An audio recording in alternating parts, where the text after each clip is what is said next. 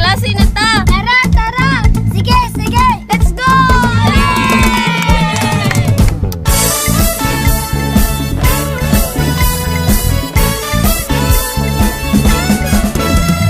Kunin na ang radyo, hanapin ang Z-Radio. Halika na at makinig, mag-aaral tayo!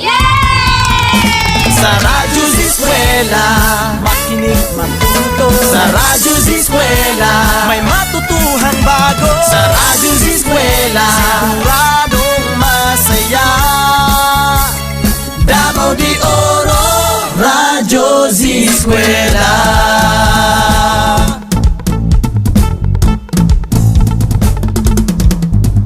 Umulan man umaraw, edukasyo'y susulong. Kaya halika na, mag-aaral tayo! Sa Radyo Z-eskwela, makinig matuto. Sa Radyo Z-eskwela, may matutuhang bago. Sa Radyo Z-eskwela, siguradong masaya. Davao de Oro, Radyo Z-eskwela.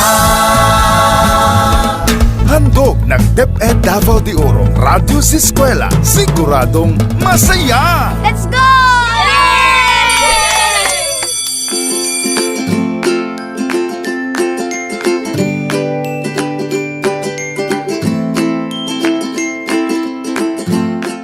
Oh, sorry. Hello learners from the different schools of Davao de Oro. I was enjoying eating this yummy and delicious bread while waiting you all guys for today's radio lesson. I am pretty sure that all of you are excited to listen, to unlock, and to learn new things about technology and livelihood education, specifically on bread and pastry. Well, anyway, our lesson for this hour is somewhat related to this appetizing and tasty bread, which I enjoyed biting a while ago. So what are you waiting for? Sit down, relax, and join with me as we discovered something yet. Good morning, learners from grade 10. It's another skill-filled lesson which you are about to learn in today's episode of Radio Z-eskwela. Learning never stops in technology and livelihood education, where yielding new skill through radio broadcast is a comfort no one can resist. I am your radio presenter today, Teacher 𝗪𝗶𝗪 from Bagnagan National High School, the finest school in journalism and leadership, Pantocan North District. First, I need you to make yourself comfortable and get ready to listen carefully to our broadcasts. At this point, I want you to take out your handout, have your module and your pen ready for our lesson about preparing a variety of bakery products according to standard mixing procedures, formulations, recipe, and desired product characteristics, particularly 𝗵𝗵𝗂𝗶𝗵 bread. I repeat, our lesson today is about preparing a variety of bakery products according to standard mixing procedures, formulations, recipes, and desired product characteristics, particularly 𝗵𝗵𝗂𝗶𝗵 bread. Alright, get your module and find a comfortable position. Before we begin our new lesson, let us see if you can still remember baking terms by answering these questions. Number 1. What do you mean when I say butter? Very good. Butter is an uncooked pourable mixture, usually made of flour, liquid, and other ingredients. How about caramelize? You're right. Caramelize means to heat sugar until it is melted and brown. Caramelizing sugar gives a distinctive flavor. This one, blend. Great! Blend is to combine gently until even and smooth. How about when I say cream? Absolutely correct. Cream is to combine sugar and fat by working them together, rubbing the ingredients in the side of the bowl until the mixture is smooth. We have so many baking terms. I hope you can still recall those things. Now we are ready for another lesson. Are you excited? If you don't have pen and paper, get them now because in a few, we will deliver another great lesson. As I mentioned earlier, our lesson today is all about preparing a variety of bakery products according to standard mixing procedures, formulations, recipe, and desired product characteristics, particularly 𝗠𝗵𝗂𝗶𝗶 bread.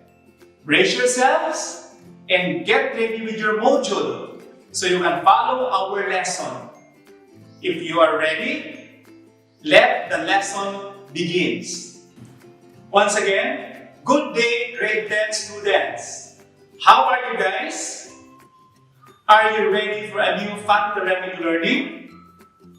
Oh, that's great!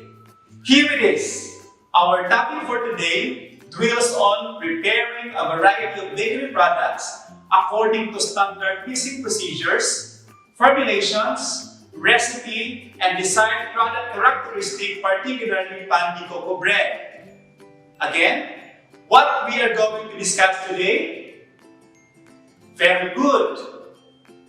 Students, get your notebook and ball pen and let's get started.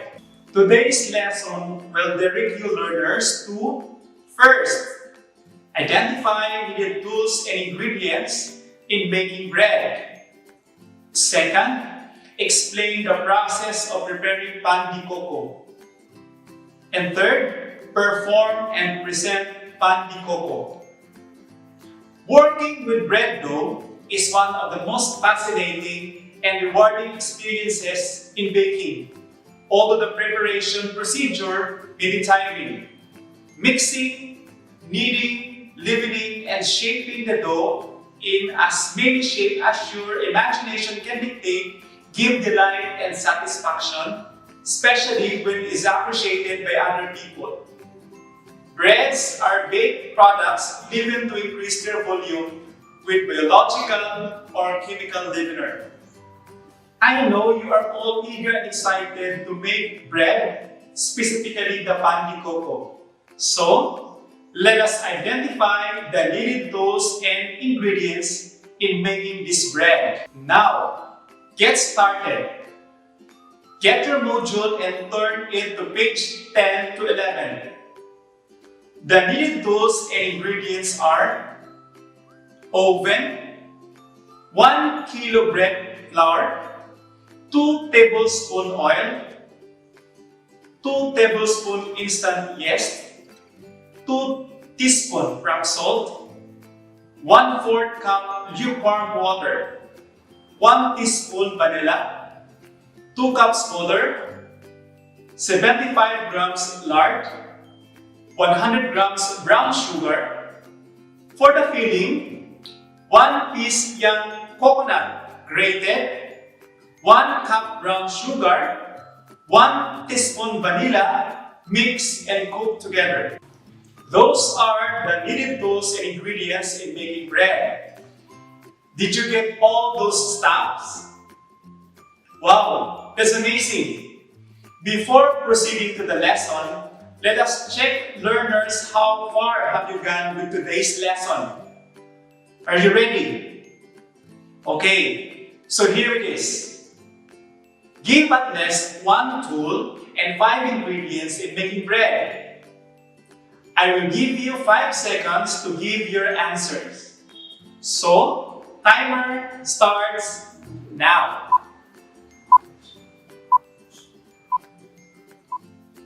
Time's up. Let us see if you really got the first part of our lesson. Again, give at least 1 tool and 5 ingredients in making bread. What are your answers? Very good. Since we are done with the first part of the topic, let's continue the learning discussion. At this point, you will know the process or the procedure in preparing 𝗠𝗵𝗂𝗂. For the second time around, brace yourself as we are about to reveal the process and procedure in preparing 𝗠𝗵𝗂𝗂. But before this, don't you know that 𝗠𝗵𝗂𝗂, literally coconut bread in Spanish, is a rich, sweet roll that uses sweetened shredded coconut meat or bukayo as filling. It is a popular snack bread in the Philippines. Now you know. The Radyo Z-eskwela program of the Division of Davao de Oro is being brought to you by Nueda Builders Construction and Supply Incorporated, Maverick Builders Incorporated, Mitch Construction and Supply, Archicons Architectural Construction and Supply, DB Construction and Supply, Hanaway Builders Corporation, Phoenix Corvada Tagum Gasoline Station, Master Construction and Supplies, Mackenzie Builders, GP&H Construction Incorporated, Metro Gear Construction Corporation, NEN Builders and Development Services Corporation, Max Mays Enterprises Incorporated, We Inc. Construction Company, Rangay Construction and Supply, East Sussex Enterprise, WM Construction, Councilor Boogie and Miss Marjorie Vertodazo, Icon Builders and Supply, and Apex Mining Company Incorporated. Let's begin the process or procedure in preparing 𝗠𝗵𝗂𝗂. First, prepare the desired filling and or topping. Set it aside. May I ask again, what was our first process? Excellent. Process number 2 is dissolve yeast in 1/4 cup lukewarm water. Sprinkle with 1 tablespoon sugar. Allow to stand for 8 to 10 minutes. Did you write it already on your notebook for the second process? Okay, very good. Let's move on to the third process or procedure in preparing 𝗠𝗵𝗂𝗂. This time, combine the water, oil, salt, and sugar. Stir until salt and sugar is dissolved. Set aside. Did you follow me? Okay, very good. The fourth process needs extra careful. Why? Because you need to place bread flour and make a wheel at the center. Then add yeast mixture, followed by the liquid mixture. Mix thoroughly in a separate bowl. Did you get it? So again, what is the fourth process in preparing 𝗠𝗵𝗂𝗂? You got it right. Do you have any questions so far before we continue on the next process? If none, let's proceed. The fifth procedure that we need to do is to transfer dough in a flour board and start kneading. Continue kneading until dough is smooth. Did you get it? Good. Let's move on to the sixth process or procedure in preparing 𝗠𝗵𝗂𝗂, which is to shape into smooth bowl and grease all sides with lard. Place in slightly greased bowl, cover with damp clean cloth. Allow to rise until double in size approximately 1.5 hours. Then punch down dough.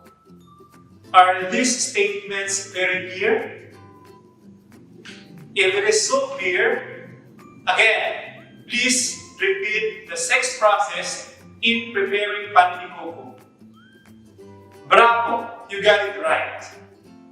The seventh process or procedure that we have on the list is to shape and add fillings and or topping. At this part, filling or topping with coconut is applied to the dough. Am I clear? Good. Let's proceed to the eighth process or procedure in preparing 𝗠𝗵𝗂𝗂, which to arrange the dough in gray smoky sheet. This time, the making of 𝗠𝗵𝗂𝗂 is about to complete. Did you get the process? Very good. The ninth process is simple. Allow to rise for the second time until double in size. Again, what is the ninth process in preparing 𝗵𝗵𝗂𝗀? Fantastic! Finally, the last process to complete the making of 𝗵𝗵𝗂𝗀 is to bake dough until done, 10 to 15 minutes at 350 Fahrenheit. At this time, the bread is almost made. It smells so delicious. Always remember, in making a perfect bread, we need to master the process or procedure. So with the use of appropriate tools in preparing bread. This is basic yet essential to the production of delicious bread at home or even in your business soon. Again, in making a perfect bread, we need to master the process or procedure. So with the use of appropriate tools in preparing bread. This is basic yet essential to the production of delicious bread at home or even in your business soon. I hope you understood the lesson about preparing a variety of bakery products according to standard mixing procedures, formulations, recipe, and desired product characteristic, particularly 𝗵𝗵𝗂𝗀 bread. Now that our lesson is over, it's time to check and measure what you've learned. Can you help me in answering the exercise? Please get your pen and let's answer what's more on page 11. Sequencing. Which comes first? Use numbers 1 to 10 to indicate the procedure in preparing 𝗵𝗵𝗂𝗀. Use separate sheet of paper to write your answer. I will give you 1 minute to finish the task. When the bell rings, stop answering and we will check if your answers are right. Don't forget to answer this in your notebook. Are you ready? First statement. Shape into smooth bowl and grease all sides with lard. Place in slightly greased bowl covered with damp, clean cloth. Second statement. Arrange in greased cookie sheet. Third statement. In a separate bowl, place bread flour and make a wheel at the center and add yeast mixture, followed by the liquid mixture. Fourth statement. Transfer dough on a flour board and start kneading. Fifth statement. Prepare the desired filling and or topping. Set aside. Sixth statement. Dissolve yeast in 1/4 cup lukewarm water. Sprinkle with 1 tablespoon sugar. Allow to stand for 8 to 10 minutes. Seventh statement. Bake until done. Eighth statement. Allow to rise for the second time until double in size. Ninth statement. Combine water, oil, salt, and sugar. Stir until salt and sugar is dissolved. 10th statement. Shape and add fillings and or topping. Let us now check your answer. First statement. Shape into smooth ball and grease all sides with lard. Place in slightly greased bowl covered with damp, clean cloth. The answer is process or procedure number 6. Very good. Everybody got the correct answers. Second statement. Arrange in greased cookie sheet. The answer is process or procedure number 8. Great. Everybody got the correct answers. Third statement. In a separate bowl, place bread flour and make a wheel at the center and add yeast mixture, followed by the liquid mixture. The answer is process or procedure number 4. Very good. Everybody got the correct answers. Fourth statement. Transfer dough in a floor board and start kneading. The answer is process or procedure number 5. Perfect. Everybody got the correct answers. Fifth statement. Prepare the desired filling and or topping. Set aside. The answer is process or procedure number 1. Excellent. Everybody got the correct answer. Sixth statement. Dissolve the yeast in 1/4 cup lukewarm water. Sprinkle with 1 tablespoon sugar. Allow to stand for 8 to 10 minutes. The answer is process or procedure number 2. Very good. Everybody got the correct answers. Seventh statement. Bake until done. The answer is process or procedure number 10. Good. Again, everybody got the correct answers. Eighth statement. Allow to rise for the second time until double in size. The answer is process or procedure number 9. Wow! Everybody got the correct answers. Ninth statement. Combine water, oil, salt, and sugar. Stir until salt and sugar is dissolved. The answer is process or procedure number 3. Wow! Everybody got the correct answers. 10th statement. Shape and add fillings and or topping. The answer is process or procedure number 7. Great! Everybody got the correct answers. For you to understand more and master the lesson about preparing a variety of bakery products according to standard mixing procedures, formulations, recipes, and desired product characteristics, particularly pan de coco bread, you also need to answer the remaining activity on pages 11 to 13. This activity will help you develop more your skills and strengthen your knowledge of the lesson. Remember that together, it is always more fun and exciting to learn and explore new knowledge. This has been your teacher, 𝗪𝗶𝗹𝗪, your radio teacher in Technology and Livelihood Education 10 for Z Radio 88.5 Radio 𝗔𝗂𝗄𝗏. Stay tuned in for our next lesson. Until next time, saying, let us discover and explore new knowledge to ensure a better future. Good day and mabuhay Davao de Oro. 𝗪𝗔𝗂𝗏𝗃 Executive Committee. The School's Division Superintendent, 𝗏𝗵𝗂𝗃 5. Assistant Schools Division Superintendent, Dr. Romel R. Handayan. OIC Curriculum Implementation Division Chief, Karina S. Frasco.